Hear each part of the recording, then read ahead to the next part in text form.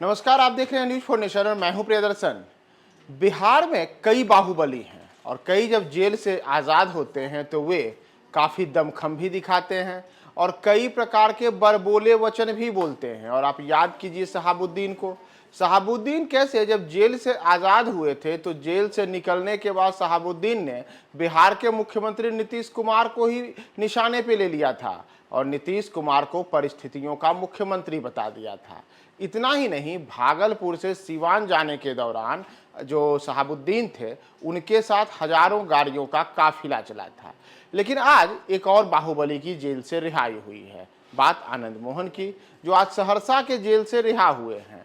लेकिन शहाबुद्दीन से सबक लेते हुए आनंद मोहन ने अब अपनी जुबान पर भी लगाम रखा है और समर्थकों से भी छिपे भागे चल रहे हैं। ऐसा इसलिए क्योंकि आज जब आनंद मोहन सहरसा की जेल से आज़ाद हुए, उनकी रिहाई हुई, तो पहले कहा गया था कि वे दोपहर बाद जेल से रिहाई होगी। लेकिन उनकी रिहाई अचानक से अल सुबह 4 साढ़े 4 बजे ही हो गई और तड़के वे जेल से निकलते हैं। और जबकि उनके इंतजार में बड़ी संख्या में उनके समर्थक देर रात से ही जेल के मुख्य गेट के सामने खड़े रहते हैं, तो वे पिछले दरवाजे से निकल जाते हैं।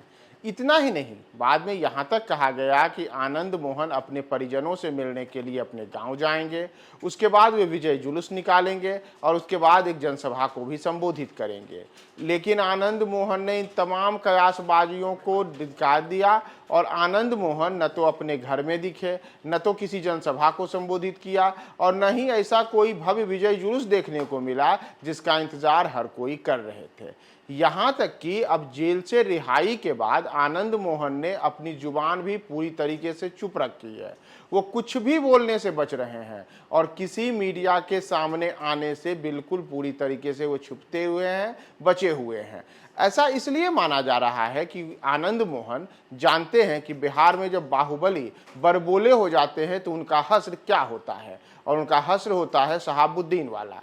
दरअसल शहाबुद्दीन जब भागलपुर की जेल से बाहर आए थे तो उन्होंने बिहार के मुख्यमंत्री को परिस्थितियों का मुख्यमंत्री कह दिया था। उन्होंने उस दौर में लालू यादव और नीतीश कुमार की दोस्ती पर कटाक्ष किया था और इस तंज से माना गया कि नीतीश कुमार काफी खफा हुए थे।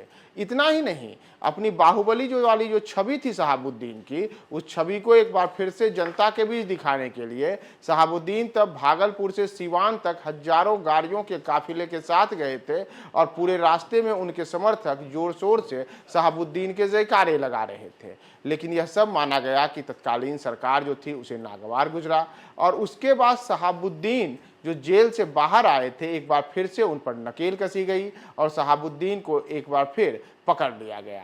शहाबुद्दीन फिर से जेल गए और जेल ही नहीं गए, बल्कि दूसरी बार जब वो फिर जेल गए तो फिर जेल से कभी वापस नहीं आए, जेल में ही उनकी मौत हो गई। और यह सब माना गया कि शहाबुद्दीन के बड़बोले बन के कारण, शहाबुद्दीन की उस बाहुबली वाली जो छवि थी जिसे वे बार बार दिखाना चाहते थे, इस वजह से उन्हें यह सब झेलने को मिला। अब इसी तरीके से आनंद मोहन जो कि आज जेल से उनकी रिहाई हुई है, तो माना जा रहा है कि शहाबुद्दीन प्रकरण से आनंद मोहन ने काफी सबक लिया है और उसी सबक के आधार पर अब आनंद मोहन ऐसा कुछ भी नहीं कर रहे हैं जिससे उनकी एक रॉबिन हुड वाली छवि बने, जिनसे उनकी एक ऐसी छवि बने जो कि एक बाहुबली वाली छवि रहे और उनके ऐसे कोई बड़बोले वाले बयान ना आ जाएं जिससे कि वो विवादों में घिर जाए। तो माना जा रहा है कि इसी वजह से आज जो आनंद मोहन है, उनकी जो जेल से रिहाई हुई वो अभी जेल के पिछले दरवाजे से हुई। जेल से जो तड़के सुबह वो बाहर निकल गए और अभी तक अपने समर्थकों के बीच भी वे नजर नहीं आए हैं और ना ही वे मीडिया के कैमरे और माइक के सामने आकर के कुछ भी बोल रहे हैं, क्योंकि उन्हें पता है कि अगर उनकी जुबान से कुछ भी ऐसा वैसा निकला तो संभव है कि उनका भी हश्र शहाबुद्दीन वाला हो जाए। तो शहाबुद्दीन प्रकरण से एक बड़ा सबक लेते हुए आनंद मोहन ने आज एक काफी गंभीरता दिखाई है और वे चुपचाप अपने समर्थक और अपने जो चाहने वाले हैं उनसे भी दूरी बनाए हुए हैं।